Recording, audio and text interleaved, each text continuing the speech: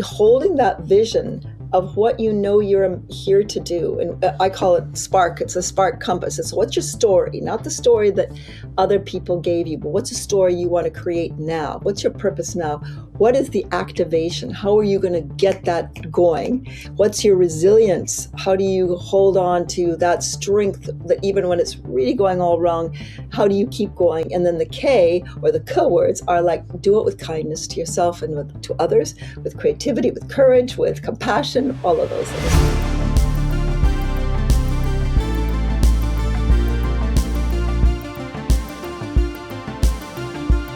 Today we have a special episode. I'm talking with Kathy Eldon, a global journalist, award-winning author, someone who founded Creative Visions, inspired by the legacy of her son, Dan Eldon. She's created an organization that has over 500 worldwide projects that are sponsoring all sorts of creative things in the world. Living now, breathing now, because Kathy Eldon had the vision and courage to transform and make the world a better place. Kathy Eldon, journalist, thought leader, visionary. Welcome. I'm so delighted she is leading in every space and place, but yet gives grace for learning. Her confidence and humility, her heart and mind, her global thinking and local action. I'm excited, Kathy. Welcome. We want to just talk, have fun, laugh, learn, share light for now and for the generations ahead. So welcome to Living Leadership. I am honored, and as I said, I'm really pleased I'm on the Living Leadership podcast and not the Dead Leaders podcast. So thank you so much for including me today. You know, since I was very tiny, I was upset with normality, and I kept thinking alive or dead, alive or dead.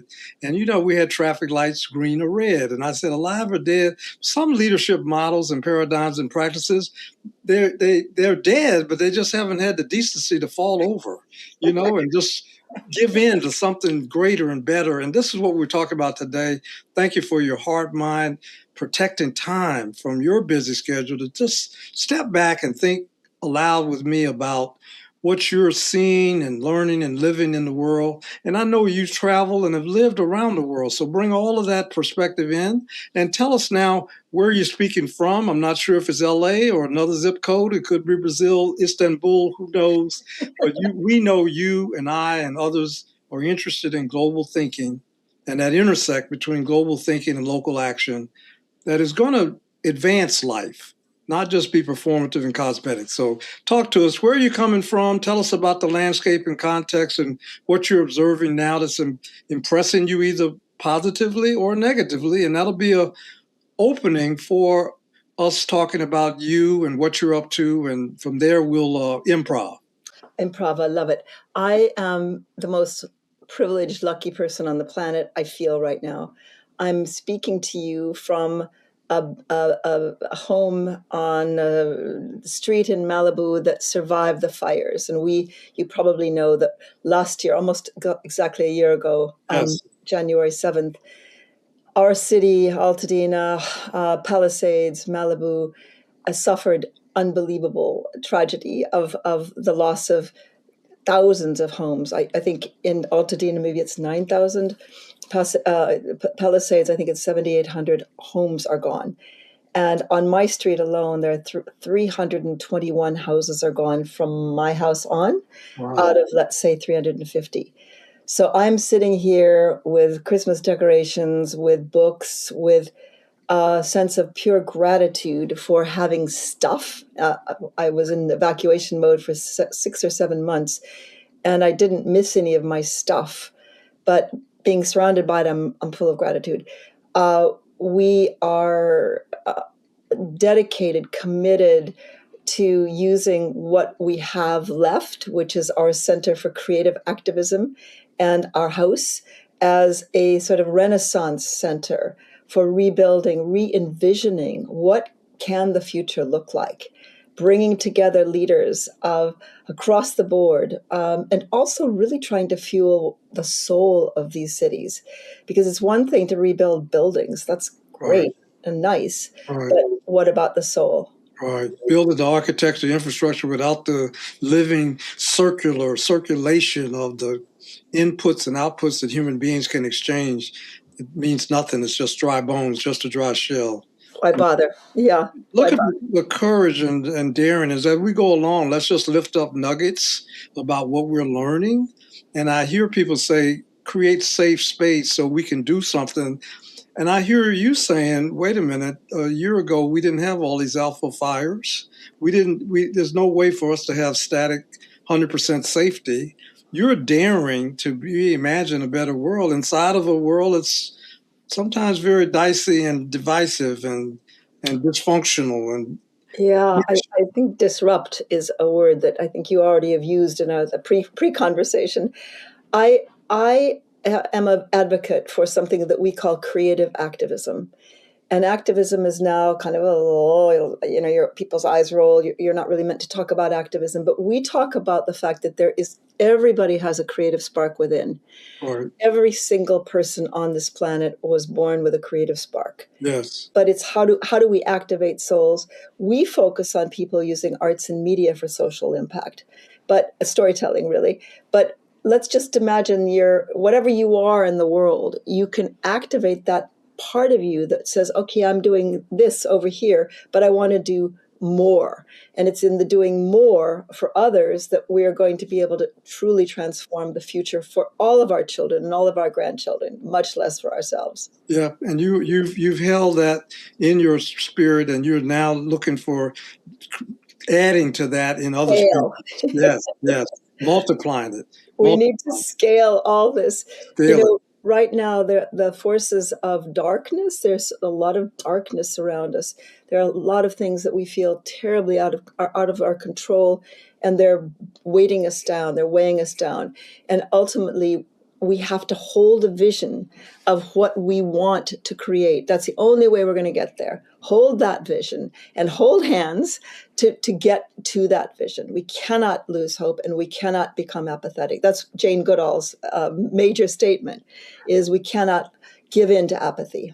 We're going to start with that first part of the book and when we end the conversation in a few minutes, we're going to come back to that theme so that we can just embrace each other around that no matter everything, nothing happens in a vacuum. There's always a context, challenges, circumstances, trauma, tragedy. You're saying, and we still dare to trust And each yet other. we hope. Okay. And yet we hope. The new wonderful preacher at Harvard, the head of religion, Dean, amazing woman. You got to interview her for sure. But her convocation speech was, "And yet we hope." And yours is saying, and the hope can't be cosmetic. We've got to manifest the hope in some co-creativity and action. That combination, a lot of cultures that used to believe in that have been decimated. Yeah, That's not around. That made the connection. There's no separation between spirit, mind, heart, and action. And you're bringing it full circle to say, yes, the creative activism is just not enough to know, not enough to hope. We've got to put it into the world. You have to activate your soul. Ralph Waldo Emerson, there's a wonderful quote. The one thing in the world of value is the active soul. Free, sovereign, unencumbered. This every man is entitled to. This every man holds within, but in most it's obstructed and is yet unborn. Now, I reckon that when we're little kids, up to 5 or 6, we are activated souls, and then something happens. Oh, yeah. We're going to talk about that in a minute. But first, as an adult, tell people a little more about what you're doing currently in whatever zip code you are doing. As you mentioned the creative activism, you mentioned the Malibu, the California fires. You're bringing people back to clarity about things in this society where we hit a news bite and next on to the next news bite, and then people get convenient amnesia. And you're reminding us about how important it is to be mindful of our dynamic safety is always vulnerable to whatever's going on, but still together we can creatively build and bring and be better for that decision. So what are you loving these days? Tell us more about I love what I get to do. Every morning I get to wake up and I will have maybe 3, 4, 5 meetings a day with people who have an idea that they want to hatch. They want to turn that idea into reality and to tell a story about something that matters to them. It could be through art, dance, music, but mostly it's through film. So I get to talk to people and help wherever I can to guide that idea into something that's workable, feasible, fundable, achievable through a Creative Visions, often through our fiscal sponsorship program. I also get to work with kids. We had 10 kids from South Central here 2 or 3 days ago, and they were kids who were really challenged that if nobody intervened, they were going to end up warehoused in prison.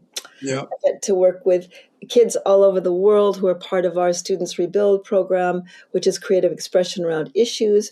I am so damn lucky. And I'm also next door to my daughter and 3 grandchildren. So I get to stay really kind of in the language. Yeah, exactly.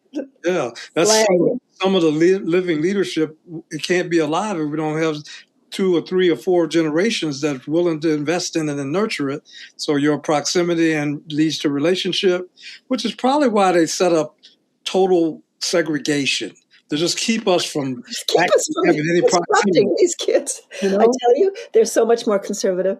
My children were brought up in Kenya. I lived in Nairobi, Kenya. Tell us about that. Tell us a little bit about that. Well, it was incredible. My then husband, Mike Eldon, and I moved to Kenya in 1977, which was 14 years after independence. Jomo Kenyatta was in power. Right. And it was such a rich mix of juicy, nation building. Everybody was there rolling up sleeves, just wanting to create this independent nation in the most exciting way. I got to work for the local newspaper. I was very privileged to be one of there might have been 2 white people on the newspaper, and my job was the coolest job of everybody, and it was to interview people who were creative, they were active, they were the artists and the writers and the filmmakers and the storytellers, and they weren't controversial in the sense that they weren't politicians, because I couldn't cover that, and I wouldn't have been appropriate or wanted to. But I got to shine the brightest light on the people who were like the soul of Kenya. Right. And that was the fuel for creative activism much later in my life. And they were people, they didn't have social services, and they have they have some, but not many. So if you want to get something done, you had to do it yourself. And that energy inspired my son, Dan, who was just 7 years old when we moved to Kenya. But that sense of what Teddy Roosevelt says, do what you can with what you have where you are, Right. If you need something done, roll up sleeves, figure it out and go do it, don't mess around. And that's what he ended up doing. And when he was about 14, a young scholarship kid in his school needed a heart operation. No way that anybody was going to pay for it. So he created Operation Restore a Heart and had wild parties in my backyard and found every possible way to raise money to save this little girl, which they did. He then went on when he was about 15, 16 to take on a Maasai family. And the Maasai are the ones who wear the red togas and jump and are so amazing. Yep. But he sold the Maasai jewelry from the mama. Yeah. And so he helped her help herself to get these kids in school. And then when he was 19, he had visited a refugee camp in Malawi the previous summer with a friend in a battered old rickety Land Rover. But he realized that they had no wells. The people were traveling 3 to 4 miles with water on the head, the women. That's so right. He led a group of 15 kids to go across Africa to bring aid to that refugee camp and do the wells.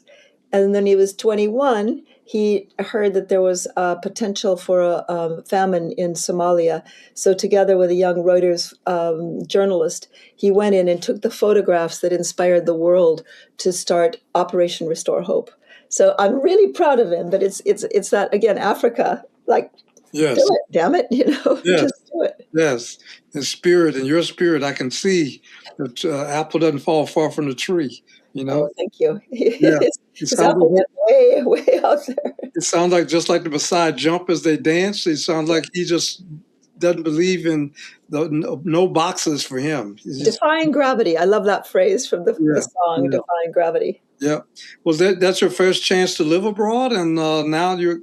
No, I was 16 when I was sent to South Africa as an American Field Service student. And I It was the height of Soweto, if you remember, the riots in Soweto, and my brave Iowa parents still let me go. But I was the only kid out of 12 who was sent to an Afrikaans school. And in South Africa, the Boers, the Afrikaners, Right. were the ones who were, they quote English people as well, but the Afrikaners were the creators of apartheid, which Right. means separateness. Right. And that is the horrific black, white, colored, nobody was allowed to mingle or Right. and it was a really horrific society. And I was very privileged to live in the family of the brother of Bram Fisher, who saved Nelson Mandela Right. during the Ravonia trial. Right. So my family was wildly liberal, watched, surveilled, and the brother went to jail for life imprisonment for what he had done, essentially. So my exposure to South Africa was a very unusual one because they were the revolutionaries who actually went to jail. And you're on a roll here. Can I ask you to gently hold my hand and let's dance back to your first decade of life? Because you think about it, I'm a developmental psychologist interested in transformational leadership, circular leadership in such a power over hierarchical world that we start looking at our interdependence. But let's think about it. Every one of us enters so tiny, so vulnerable, so not knowing a name, a language, identity, and yet we're so brilliant that we can pick up any of the world's 3,000 languages, just depending on where we're plopped. I'm wondering if we think about that first decade and some of the people that helped you and poured into you so that you could have the kind of mind that you have now. They preserved your confidence. Born as a girl in this society, wherever you were born, tell us a little bit about the people that poured into you and how do they do it? You may have a colloquial expression or a symbol like you showed us the Maasai, something that reminds you of that first decade that you're standing on. Looking back, you couldn't anticipate everything, but what are you standing on from the leadership that those folks lived out and poured into you? I really love that question because I'm so grateful again that I was born fourth child, a family of four kids, and my parents were so enlightened in that era. Cedar Rapids, Iowa, town of 115, 20,000, very in sort of repressive society, but my parents started the UN club, I think, in Cedar Rapids. They were local philanthropists. They were pillars of the community, and they started me into German I was 9 years old at the local college. And then they had me tutored in French, believe it or not, when I was 12. And then I studied Latin, which is, bless them. Third And language, three languages. German when I was 15, and then a little Russian because the Cold War was going on and everybody was learning Russian back in the day. Right. But they were globalists. And my brother went off to Italy as an AFS student. I went when I was 16. My dad sold everything and took us on a grand tour. When I was about 14, we went to 11 countries. And for each country, I would prepare and I'd learn like 30 words or something so that I could communicate a little bit. But imagine having that poured into you when you're living in a town that's bounded by cornfields. That was just cornfields everywhere you go outside of my town. So I think, and then the person who really saw me, a guy named Bob Yaw, and he put me on a creative problem solving course when I was 16. And I learned to think laterally. And it's really hard for me to think in a sort of sensible, forward fashion. But, whenever you see a problem, you're going to like think sideways and how can you figure out the solution to that problem. And I think that's something I would like to demand that everybody learn creative problem solving. We'd be much better shape. Oh, you just planted a seed. We may be thinking of holding space for such a transformational education. Can you imagine? Inclusive, Kathy, of the participants get to travel.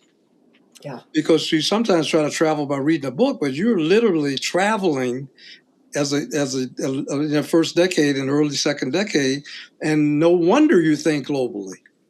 Right. But, even if we had a service between high school and college and we moved American kids around so that the motto of AFS was walk together, talk together, O ye nations of the earth, then and only then shall ye have peace.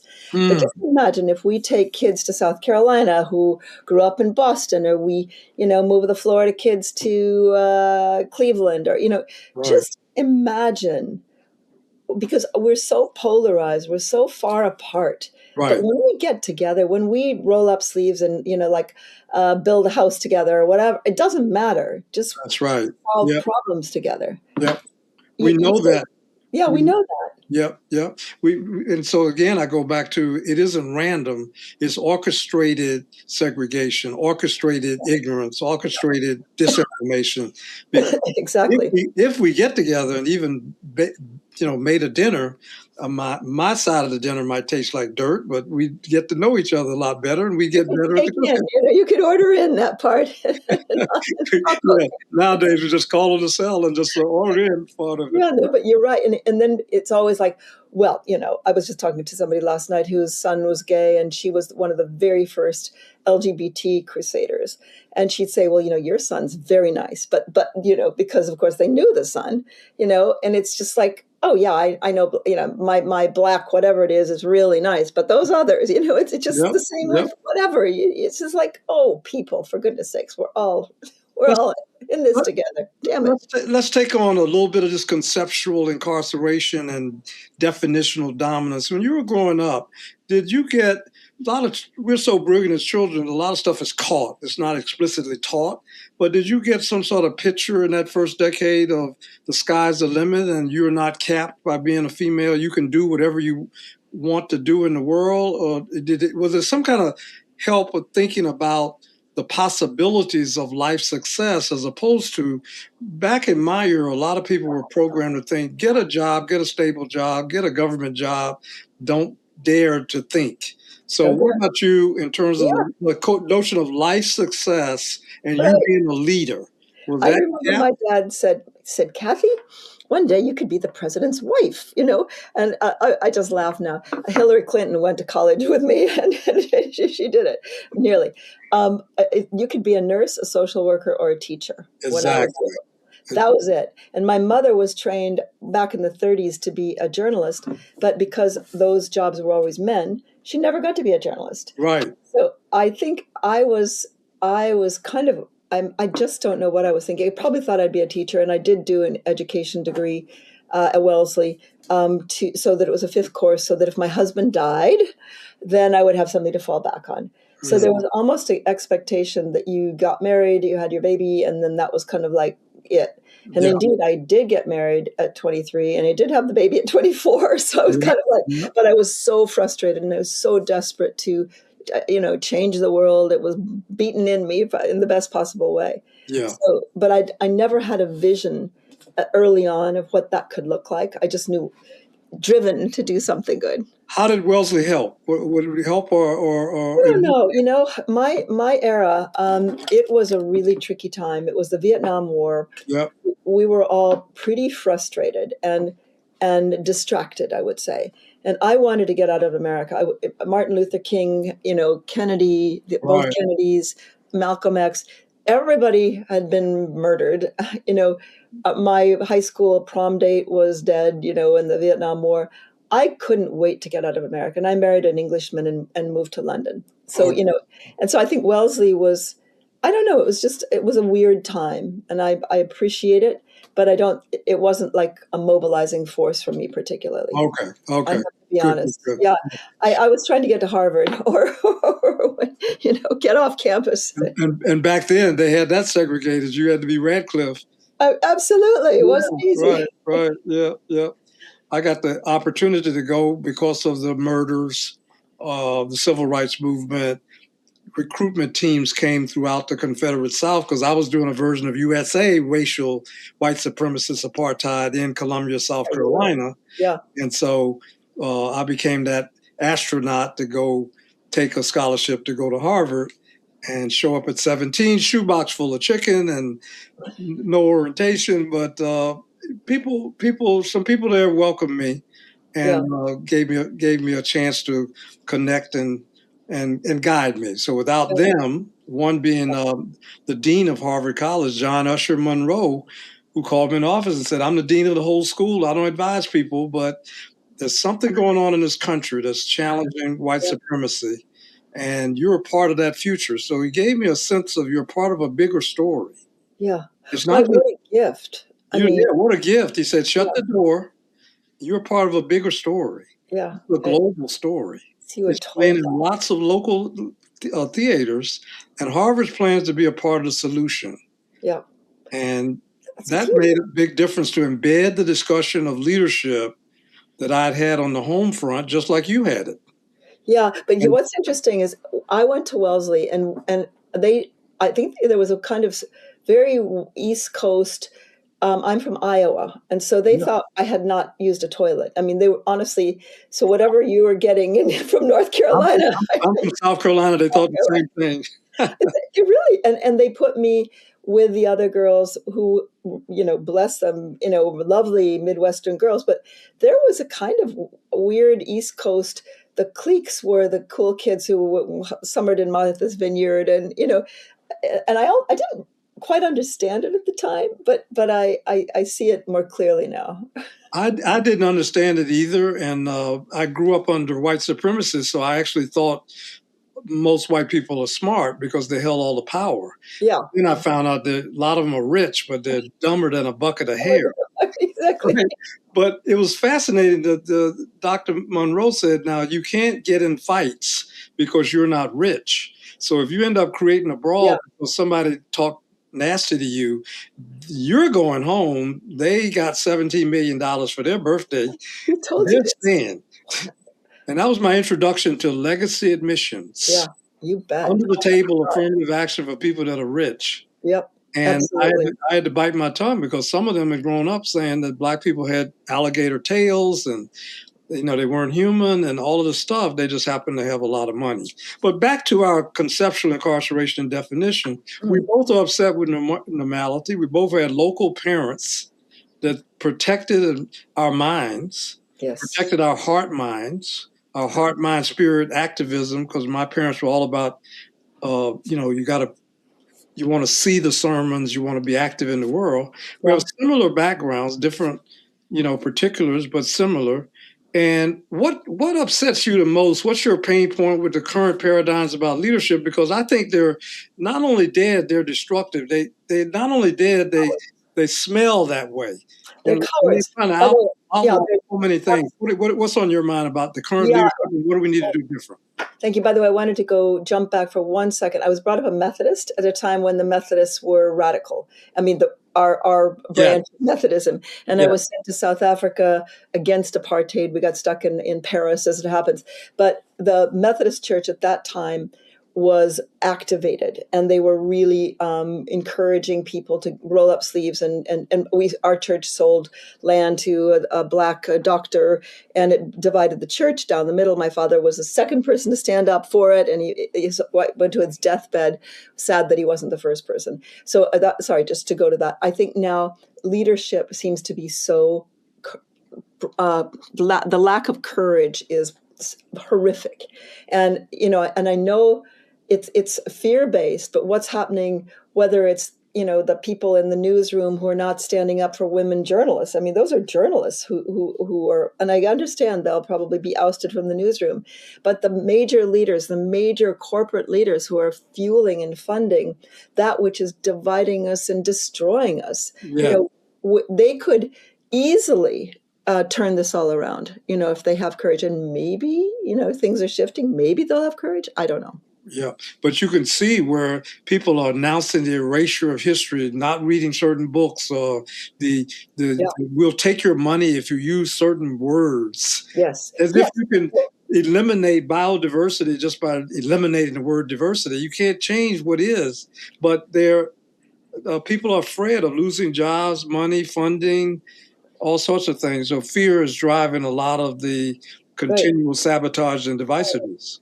And then you think of the great heroes, Martin Luther King, how they stood up, how they stood up Well, and they often paid the price for it, of Right. course, and that's, oh my God, oh, I'm sorry, I'm just, my mind is going to what happened Well, over the week. I was thinking, did you coming up have personal heroes and sheroes that you Yeah, look up to? And I was thinking that that's some of the reason that folks try to kill these folks because yeah. they know that they're points of light. And I So just wondered whether looking back, because you're that light for somebody else now. thank you. I love what you're saying, just like the points of light. I was honored to be made a point of light by Bush, the first Yes, Bush. first They book. have Yeah. an organization called Points of Light, and Kwaku Mandela very kindly nominated me as a point of light. So I'm so honored to be, as it were, a point of light. We need all the points of light to come together, and I wish that that organization would mobilize the points of light to come together, because otherwise we're little dots of light. But if we come together, we can, there's a great swoosh of light that we can illuminate a new path going forward. It's not going to happen from on high federal. I think it's going to happen the way you described it. Yeah. What is your secret sauce that you're learning about? Is it the selection of the people who spirit is still alive, or you think it's more the gathering and bringing them into the circle, communal circle, and developing that common thinking, that common collaborative candor, trust, daring to trust each other? Spirit is more development, selection, or a little bit of both. What are you learning? You Because know, you're loving it. You're saying, I love to every morning to get up and work with people that's ready to be creatively active. Yeah, I love all these really provocative questions. I did a film back in the day called Extraordinary Moms. It was with Juliette Roberts, Hillary Clinton, Rosie O'Donnell, Christiane Amanpour, and four other just amazing women who were mothers who would change the world around them. And I wanted to mobilize, I wanted to make the film, and every film I've ever been involved with is to inform, yes, inspire, yes, but to empower people to activate their souls around an issue or an idea. So I wanted to create a movement of mothers and others. I called it Exo Moms, where every couple of like quarterly you'd activate around an issue. And it feels to me that we have around our country and around our world, there are so many wonderful organizations, but our power is just like being a point of light. Unless we're holding hands, unless we're activating around a single issue or a single action, if we can activate like that and say, okay, this week we are going to do voting rights or clean air or whatever it is, and we're going to mobilize millions and millions of people around that. We're going to educate them, inspire them, and we're going to empower them to act. And what is that activating force? Back in the day, I think Oprah could have done it. I don't know who that entity is, and it's not maybe, but Right, it's a connective, it's a collective. right, Yeah, but right. then it's educating and then giving them the tools to speak out. And is there so many of us that nobody is going to, knock out one person because they can't. Imagine if we could transform the way people think so that it's out expansive because the other folks have tried to reduce and divide. Yeah. If we could open it up so it's expansive and it's beyond episodic issue, now they can see the pattern. Oh golly, you're sorry about this selfless, That looks like an interesting book. Tell us about it. shameful self promotion, but the language you're using is really what this is about. It's called Boundless, a Yeah. roadmap for a limitless future, and it's by me and my noisy spirits, because I firmly believe that we have energy around us that is mobilizable. That's what we can use to activate ourselves. But this sense of boundlessness, and the last chapter of this little book is called Me to We, and it really is that the connection is the Yeah. solution. The We can't do it by connection is ourselves. a solution. Yeah, Community community, is a solution. And totally. yeah, when I first met you, I could feel like I had met my sister from a different mister. Yep. And there's a global family. We just hadn't met each other yet, and I feel so delighted that we're spending this time together. I wonder, in closing, we're going to give you a few minutes to share a poem, a thought, or an aha, because there is a 10-year-old out there now that could watch this, or somebody 20 or 30 or 40 or 90, but somebody's going to be inspired by the fact that you may have rested, you may have had some success, victories, achievements, and even triumph. But you've also had challenges, trauma, and tragedy. And so we all are going to stumble. There's no linear pathway to life success. So living leadership has to be ready to be resilient and to not be so stiff that you know it all and can't be open to learning. So can you share a time in your life where you had to be brave enough, really, to be fight for some values you believed in, or to get back up when life had surprised you and knocked you down on something you thought maybe you had a shot at manifesting? But you had to be Yeah. resilient. You had to be resilient. I want to kind of end on that so people understand that there's a lot of vulnerability in being a leader and to be alive. Life is fragile, but we can never quit. We can rest, but never quit. And we're not out of the game as long as we're still alive. Never give in. Winston Churchill. I had every quote on my refrigerator for years. It was like, never give in, never give, never, never, never. That's Winston Churchill. You know, you're strongest in the broken places, whatever. I literally am a compendium of quotes about getting up when you're down. And I'll tell the story of, my son was killed when he was 22. And honestly, the rage and the grief that I felt would have killed me unless I turned it into something positive. And that was the intention, is to transform the horror of that, the deaths of 4 young journalists, into a force for good. And that's really mobilized me many, many times. Many times I've failed so disastrously and noisily.